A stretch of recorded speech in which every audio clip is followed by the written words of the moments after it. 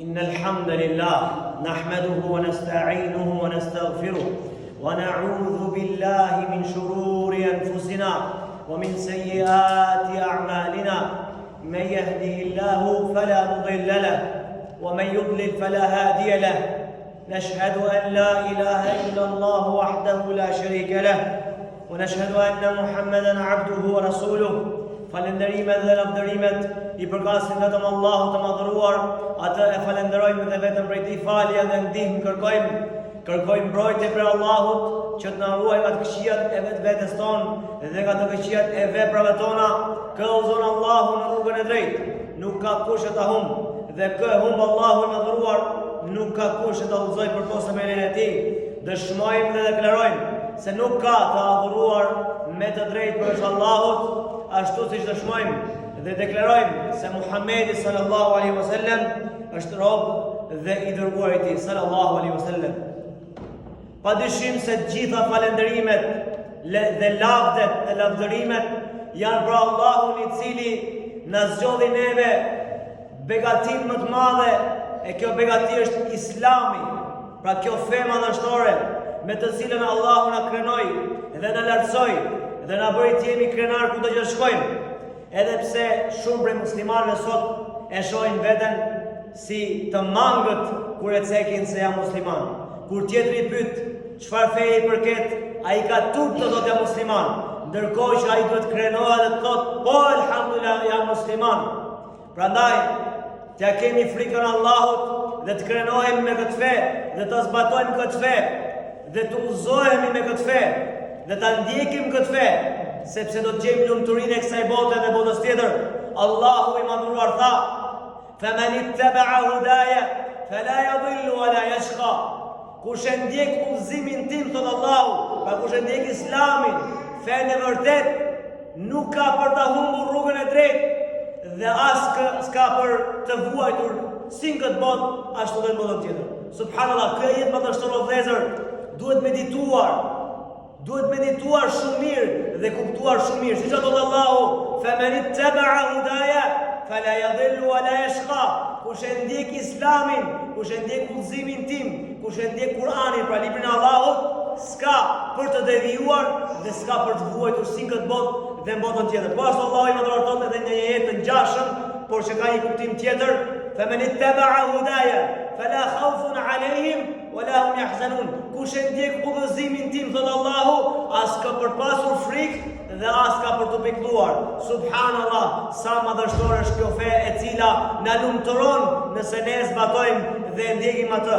Dhe argument për këtë që ne do të arrijmë lumturinë e kësaj bote dhe botës tjetër është fjala e Allahut ku thot: "Men 'amila salihan min dhakarin aw untha wa huwa mu'min falanuhyiyannahu hayatan tayyibah wa lanajziyannahum ajrahum bi ahsani alladhi kanu ya'malun."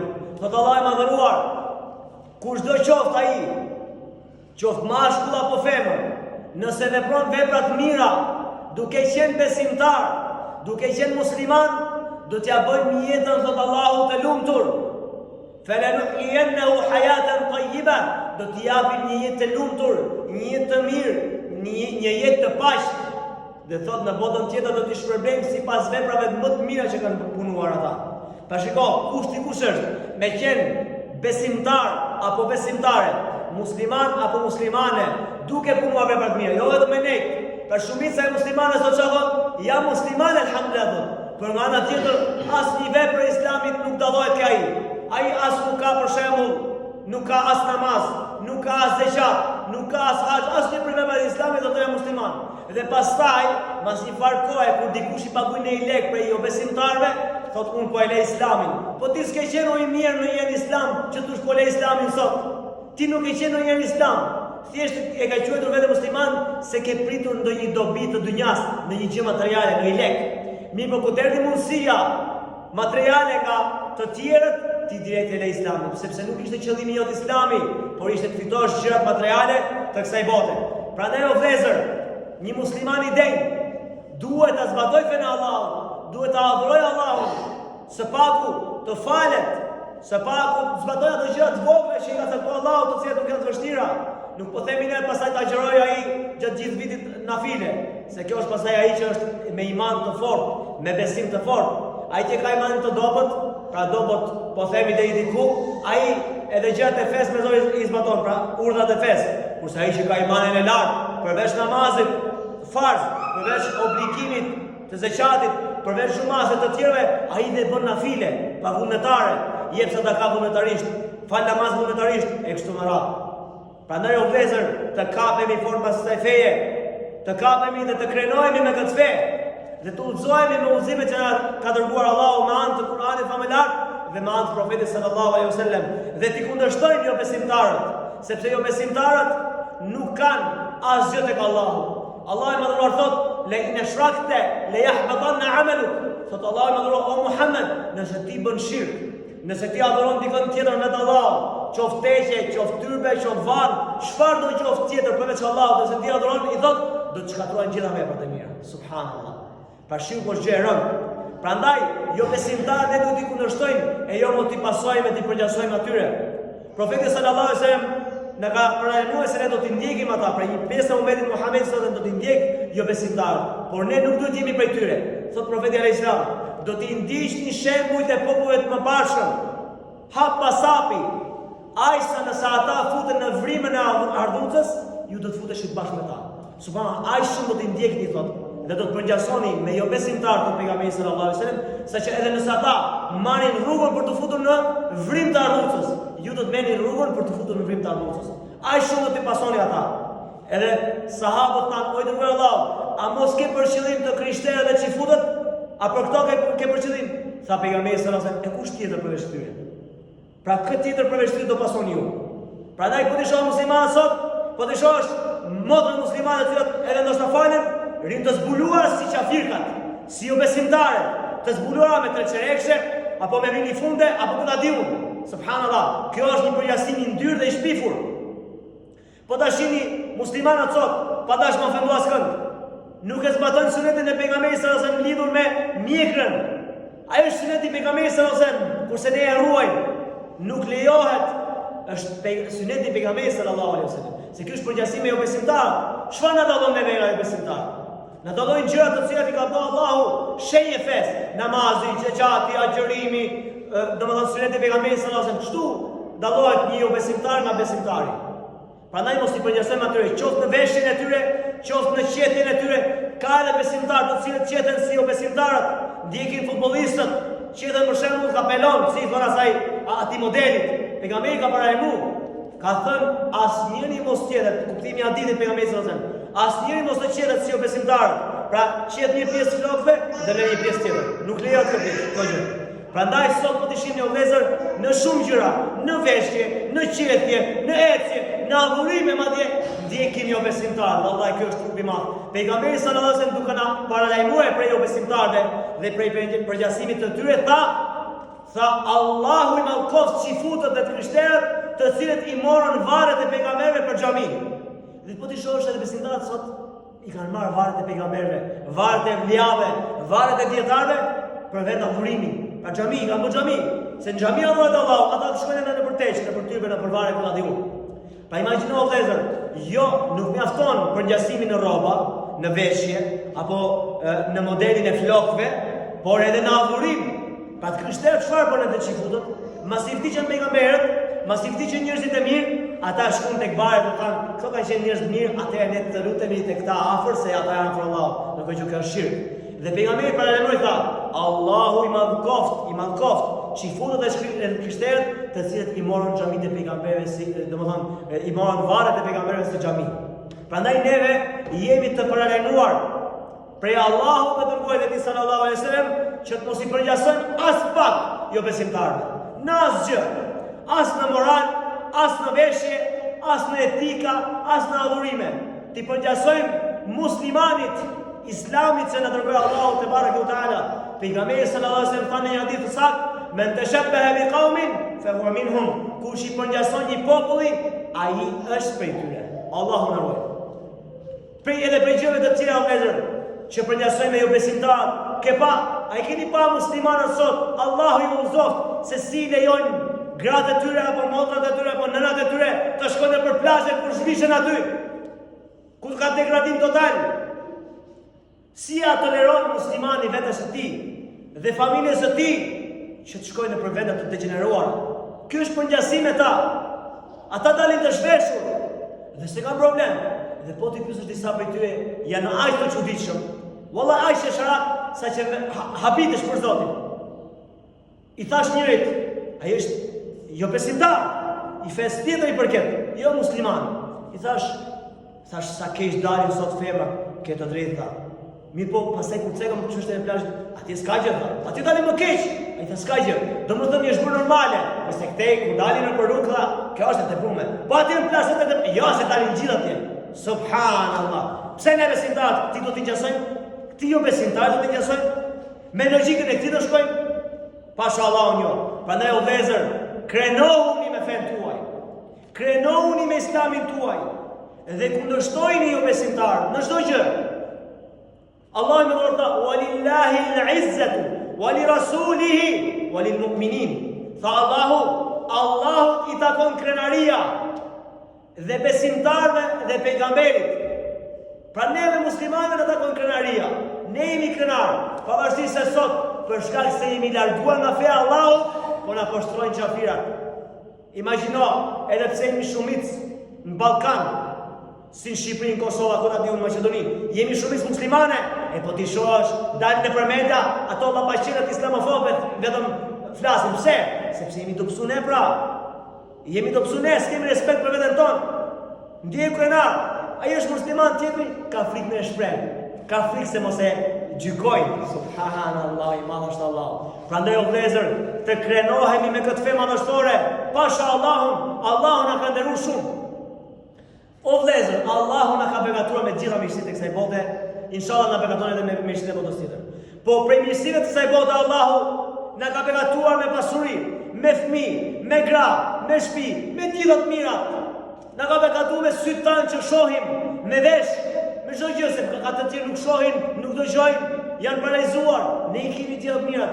Përveç këtyre o vëllezër, Allahu na ka begatuar me një begati që vallahi nuk ka si kjo.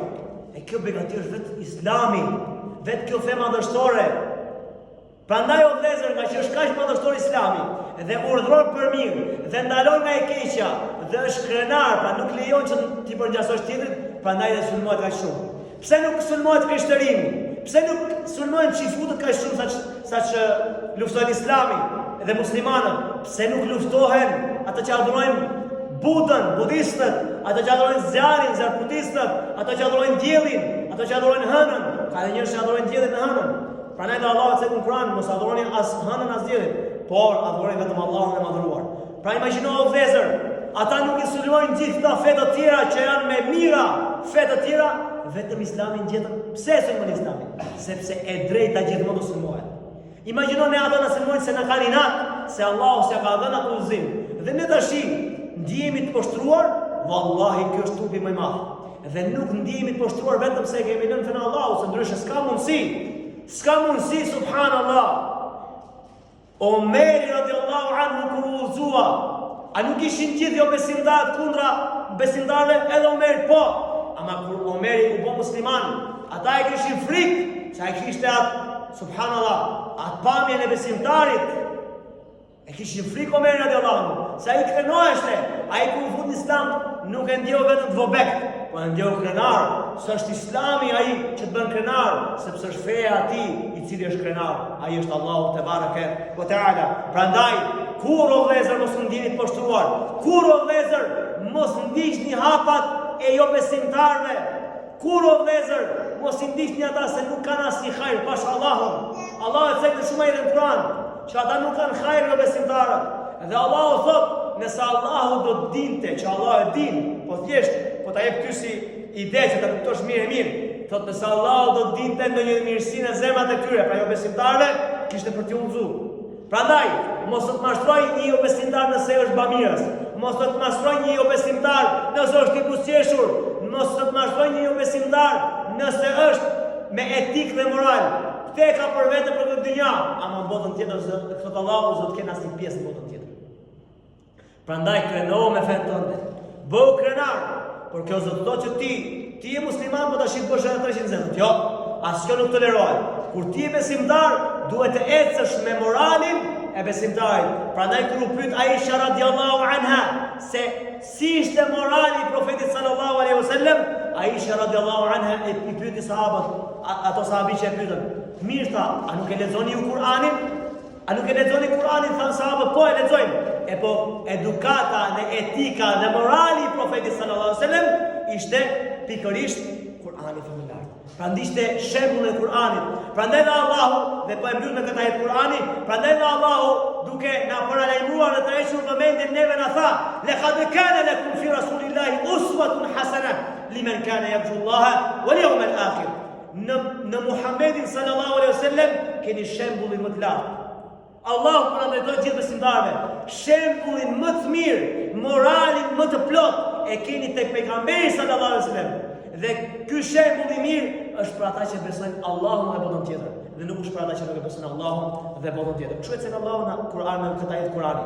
Prandaj o vëllezër, mos mendojmë se dikush përveç profetit sallallahu alaihi wasallam ka moralin të lartë. Vallahi kush do qoftë për shkencave më të mëdhenj botë, nuk ka si morali i profetit sallallahu alaihi wasallam, sepse vetë Allahu e ngriti duke thënë: "Innaka la ala khuluqin azim", ti je në një moral shumë të lartë. Profeti ishte me moral shumë të lartë. Prandaj, aja vlen që ne të ndjekim jo besimtarët për moral dhe të lejmë Muhammedit sallallahu alaihi wasallam.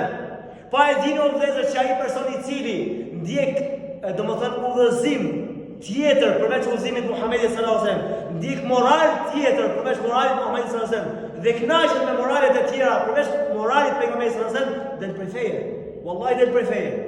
Ai i cili nuk ndjek moralin e profetit sallallahu alaihi wasallam dhe e urren moralin e profetit sallallahu alaihi wasallam, dhe thotë jo, këto moralet e kësaj kohe janë më të përshtatshme, wallahi del prej feje. Le të falet të ta gjërojë. Prandaj kemi kujdes të krenojmë me fen ton, të ndjekim shembullin e pejgamberit sallallahu alaihi wasallam dhe të kundërshtojmë ato jo besimtar hap pas hapi, para krah pas para krah. Si tha profeti Hadith, ju do t'i ndiqni ata hap pas hapi. Pra, ceku një pjesë e ummetit Muhammed sallallahu alaihi wasallam do të ndiqnin çifutët e krishterë. Pra ne që ndjojmë këtë hutbe, qoftë ne që jemi në xhami, qoftë ata që ndjojnë në rrjetet sociale, ne të paktën të jemi për atyre që ne i kundërshtojmë ata hap pas hapi. Profeti sallallahu alaihi wasallam, një pjesë e ummetit tim do të ndjekin çifutët e krishterë hap pas hapi, ne ti kundërshtojmë hap pas hapi. Ata qeten keq, ne qetemi mirë. Ata rrujnë mjekën, ne zgjasim mjekën. Ata zgjasin mustaqet, ne shkurtojmë mustaqet. Ne bëjmë të kundërtën e tyre në mënyrë që në Allahu të kënaqet me ne dhe pastaj të fitojmë xhenetin e Allahut te baraka ve taala. Elus Allahu na madhruar që Allahu azza wa jall të na udhëzojë në rrugën e drejtë, të na bëjë krenar neve me këtë fe që kemi zgjedhur. Dhe Allahu mos na marr shpirtin vetëm se duke qenë besimtar musliman. Elus Allahu na madhruar që Allahu xhelle xhelaluhu gjithë muslimanët që janë në botë ti udhëzojë në rrugën e drejtë dhe ti largoj nga rruga e keqe ku janë futur. Elus Allahu në madhruar që Allahu t'u jap triumf gjithë besimtarëve dhe triumfi nuk vjen vetëm se duke u kapur mas pesë Allahut, siç tha Allahu në madhruar: Ja ejuhalladhina amanu, o ju të cilët keni besuar, nëse ju e ndihmoni Allahun, çfarë do të më ndihmojë Allahu? Me zbatu fenë e Allahut. Ky është kuptimi. Nëse ju zbatoni fenë e Allahut, o ju besimtar, Allahu ai madhruar ka më ju ndihmuar juve. Subhanallah. Kush e ndihmon Allahun për fenë e tij, duke e zbatuar fenë e Allahut xhel xhelalu, Allahu ka për ta ngritë këtë person. Prandaj nuk ka ngritje për ne vetëm se duke u kapur pas kësaj fe madhështore. Elus Allahu në madhruar gjithashtu që Allahu vëllezërve tanë Palestinë dhe Gaza t'u lehtësoj gjendjen, çifutët i shkatroj, ti coptoj me zveti, ti paralizoj ya Rabbel Alamin. Elus Allahu në madhruar që Allahu xhel xhelalu të jap fitore popullit Gazës ya Rabbel Alamin dhe t'i ruaj nga sherret e çdo kujt i cili domethënë do të keqen e tyre. Elus Allahu në madhruar që gjithë besimtarët kudo që janë botë si në Ujgur, Allahu t'u lehtësoj, sepse ata apo bëjnë dënim shumë të keq nga ana e kinezëve. Elus Allahu në madhruar na triumfin e vërtet. Allahu na falë në udhëzot. Allahu na i bëjë me këto që than, aqulu ma tastami'una wastaghfirullaha li wa lakum wa lisa'il muslimina min kulli dhanbin fastaghfiruhu innahu huwal ghafurur rahim.